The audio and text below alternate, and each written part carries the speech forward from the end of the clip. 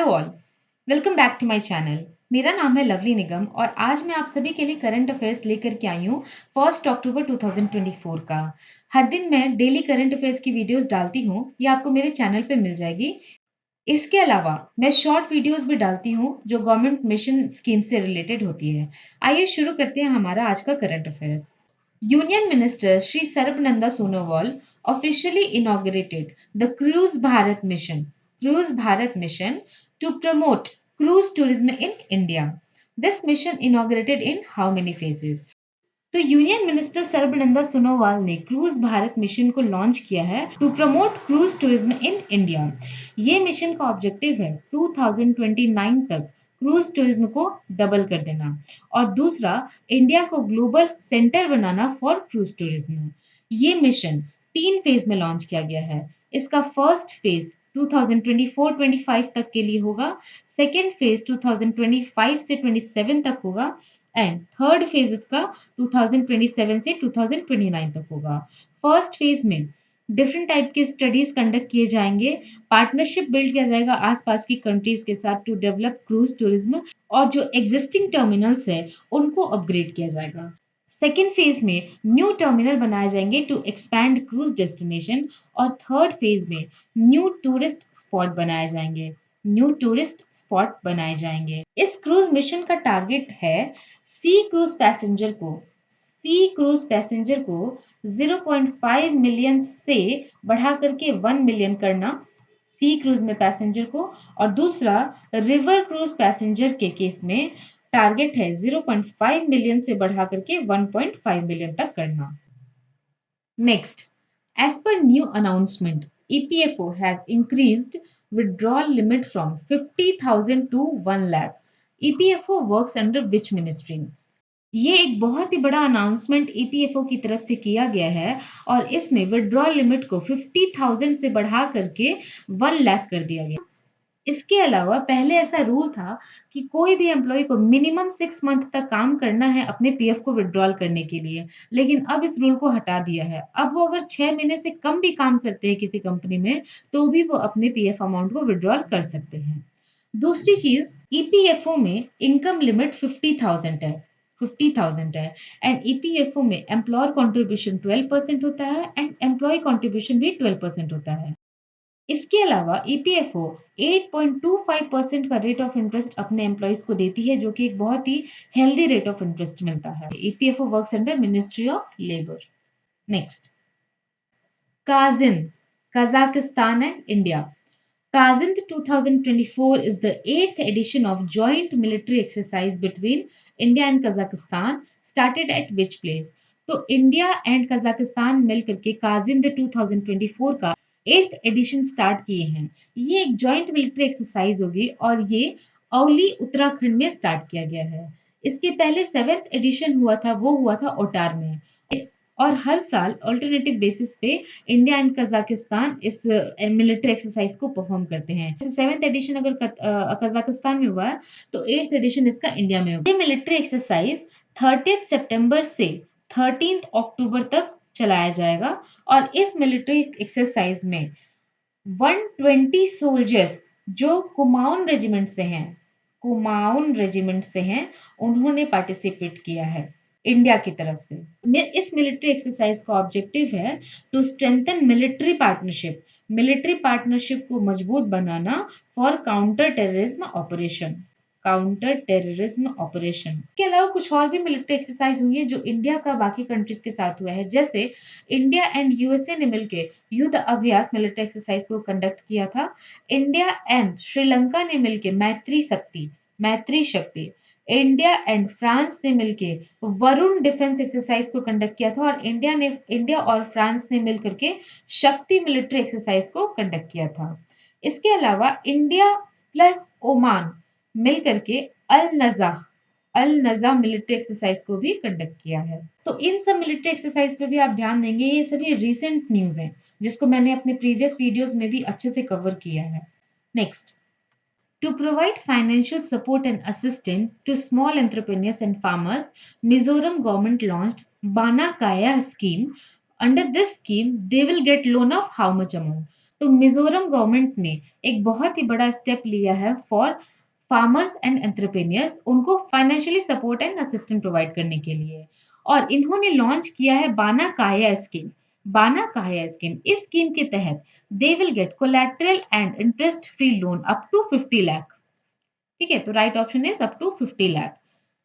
इसके अलावा जो भी व्यक्ति सीएम स्पेशल कैटेगरी के अंदर आता है, उनको स्टेट गवर्नमेंट 1 लाख रुपीस का लोन देगी और ये लोन ग्रांट इन एड होगा। Grant in aid, grant in aid का मतलब होता है उनको इस पैसे को रिटर्न करने की जरूरत नहीं होगी। इस स्कीम के तहत स्टेट गवर्नमेंट ने एमएसपी डिसाइड किया है फॉर 4 क्रॉप्स, और ये 4 क्रॉप्स कौन कौन से हैं? Ginger, turmeric, Mizo chilli and fourth one is broom. Broom. Next, Union Cabinet approved continuation of integrated development of wildlife habitat for 15th Finance Commission cycle. Which ministry launched this scheme? Integrated development of wild life habitat को continuation का approval मिल गया है union minister से, और ये scheme ministry of environment, forest and climate change के under में काम करती है।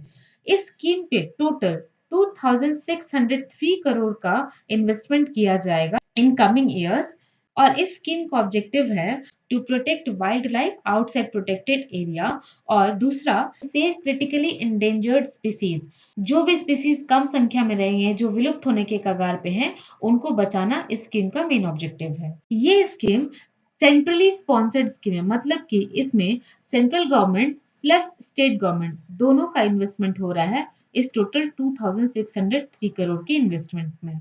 इस स्कीम के कुछ सब कंपोनेंट भी हैं, जैसे टाइगर प्रोजेक्ट। टाइगर प्रोजेक्ट 1973 में लॉन्च किया गया था और अभी तक टोटल 55 टाइगर प्रोजेक्ट हैं। दूसरा है एलिफेंट प्रोजेक्ट। एलिफेंट प्रोजेक्ट 1992 में लॉन्च किया गया था और अभी तक टोटल 33 एलिफेंट रिजर्व हैं। लेकिन अब इन दोनों प्रोजेक्ट को 2024 में मर्ज कर दिया गया है, और अब इस प्रोजेक्ट का नाम है project tiger and project elephant scheme. Next, अच्छा एक चीज ध्यान देंगे, इसमें ये भी पूछ सकता है कि किस मिनिस्ट्री ने इसको लॉन्च किया है। दूसरा, इसमें ये भी पूछ सकता है कि इसका टोटल इन्वेस्टमेंट कितना है। छोटी छोटी चीजें हैं जो मैं एक्सप्लेन करती हूँ, इनसे भी एक्सप्लेनेशन को भी आप ढंग से समझो और इसके प्रॉपर नोट्स भी बनाइए, क्योंकि क्वेश्चन तो एक ही यहाँ पे हम ले सकते। जैसे मैंने यहाँ पे कौन सी मिनिस्ट्री ने इसको लॉन्च किया ये क्वेश्चन लिया, तो ये इसमें कितना इन्वेस्टमेंट हुआ ये क्वेश्चन भी आ सकता है। तो ये अगर आप प्रॉपर नोट्स बनाएंगे तो वही जाकर के आपको ये हेल्प करेगा। Next, the Security and Exchange Board of India has issued a new circular. As per new guideline, mutual fund can participate in credit default swap market to bring liquidity in the market. The total exposure of that buying and selling should not exceed by how much percent of the scheme asset. पहले तो समझते हैं कि credit default swap होता क्या है। मान लो एक कंपनी है XYZ कंपनी, इस कंपनी को कैपिटल रेज करना है of let it be 10 lakh rupees. ठीक है, 10 लाख रुपए का कैपिटल रेज करना है, तो XYZ कंपनी क्या करेगी, मार्केट में बॉन्ड इश्यू कर देगी। इस बॉन्ड को कॉर्पोरेट बॉन्ड बोलते हैं, और इस बॉन्ड को जो भी परचेज करेगा उसको एक सर्टेन रेट ऑफ इंटरेस्ट भी कंपनी प्रोवाइड करेगी after certain year, let it be 10 years. 10 साल के बाद उसको एक सर्टेन रेट ऑफ इंटरेस्ट मिलेगा, प्लस जो अमाउंट इन्वेस्ट किया गया है वो भी रिटर्न कर दिया जाएगा। अब मान लीजिए मिस्टर ए को ये डील अच्छी लगी, उन्होंने क्या किया, उन्होंने कॉर्पोरेट बॉन्ड को परचेज कर लिया। परचेज करने के आफ्टर 2 to 3 इयर्स उनको ऐसा लगता है कि जो कंपनी है वो लॉस में चल रही है और ये कंपनी इनको इनका जो अमाउंट इन्वेस्ट किया गया है वो नहीं देगी। उस केस में मिस्टर ए अपने रिस्क से बचने के लिए अपने रिस्क को एक्सचेंज कर लेंगे, किसके साथ, क्रेडिट डिफॉल्ट सेलर के साथ। क्रेडिट डिफॉल्ट सेलर के पास जाएंगे और वो अपने जो इन्वेस्ट किए गए अमाउंट है उसका इंश्योरेंस करा लेंगे।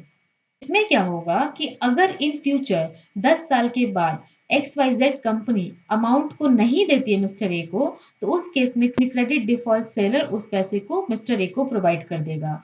ये क्रेडिट डिफॉल्ट सेलर कोई भी हो सकता है, बैंक हो सकता है, NBFC हो सकता है, कोई इंश्योरेंस कंपनी भी हो सकती है।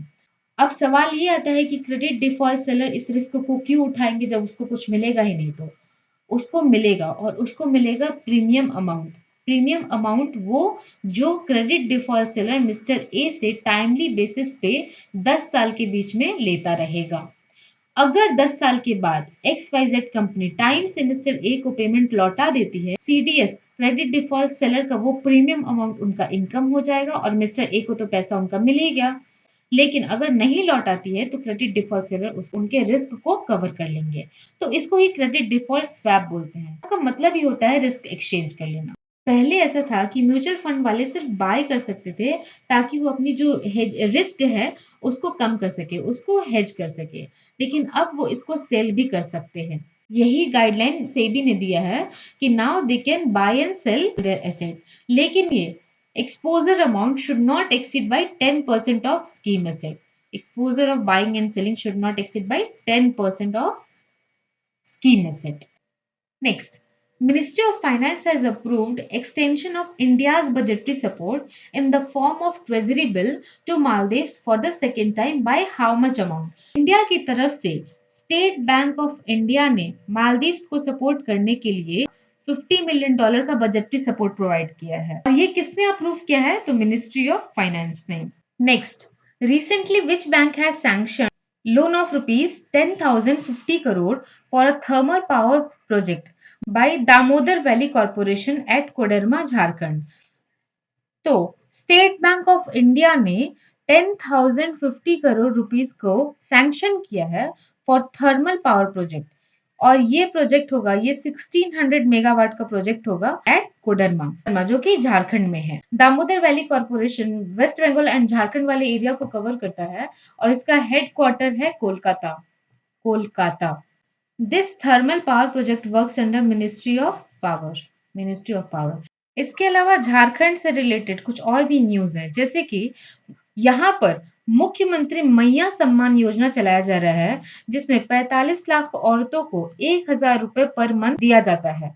दूसरा, झारखंड गवर्नमेंट ने नवोत्थान स्कॉलरशिप स्कीम को लॉन्च किया है। इस स्कीम के तहत जो भी बच्चे जो कि ऑर्फन हैं या फिर फिजिकली हैंडीकैप हैं, इस स्कीम के तहत उनको 10 लाख रुपीस पर ईयर दिया जाएगा। 10 लाख रुपीस पर ईयर दिया जाएगा प्लस 45,000 रुपीस उनको एडिशनली दिया जाएगा फॉर फूड। इसके अलावा एक और न्यूज था एशियन डेवलपमेंट बैंक का। एशियन डेवलपमेंट बैंक ने रिसेंटली $50 मिलियन का लोन दिया है मेघालय को। और ये क्यों दिया गया है? वाटर रिसोर्स मैनेजमेंट को इम्प्रूव करने के लिए। जो लोन्स होते हैं कितने अमाउंट का है, किसने दिया है, किस प्रोजेक्ट के लिए दिया है और कहाँ पे दिया गया है, इसको भी ध्यान रखना है एग्जाम के पॉइंट ऑफ व्यू से। Next, recently who has been conferred the Dada Sahab Phalke Award 2024 to celebrate a person's lifetime contribution to a film industry at the 70th National Film Award ceremony. Dada Saheb Phalke award highest award है इन film industry और ये 70th national film festival में दिया जाएगा मिथुन चक्रवर्ती को। इसके अलावा दीपक मेहता भी न्यूज में थे। दीपक मेहता को prestigious life time achievement award मिला है बाय इंडियन केमिकल काउंसिल और इनकी जो कंपनी है ये पास्ट 5 ईयर में काफी ज्यादा ग्रो की है, डबल हुई है इसकी प्रॉफिट। ये भी ध्यान में रखेंगे, मार्केट में बहुत अच्छा इनका प्रॉफिट देखा जा रहा है।